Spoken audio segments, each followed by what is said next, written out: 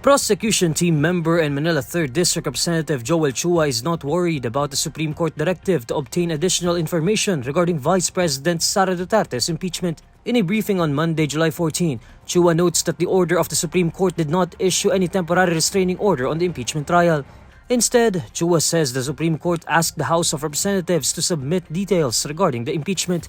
Ngayon, maaari pong magtatanong ng iba kung aantayin pa po ba. Wala pong dahilan para antayin ng Senado kung ano po ang magiging desisyon ng Korte Suprema dahil wala naman pong TRO na nilalabas.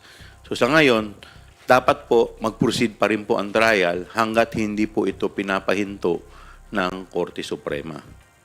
Makakaasa po kayo na hindi ito makakaapekto sa kung ano man po ang nakabinbin na impeachment complaint dito.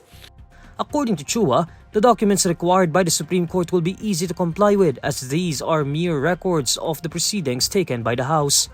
Maliwanag naman po yung hinihingi ng Supreme Court. Ito po ay parte ng pagresolba sa issue po na ibinato po sa kanila.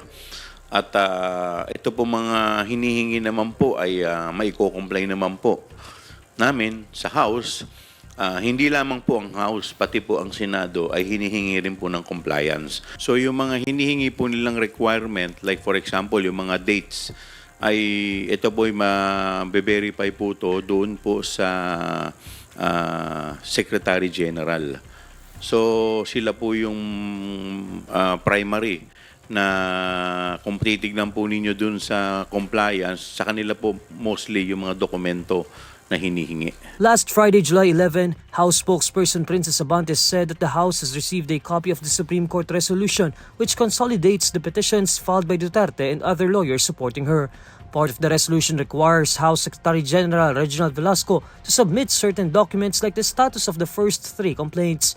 The Supreme Court gave the House 10 calendar days from receipt of the resolution to file its reply.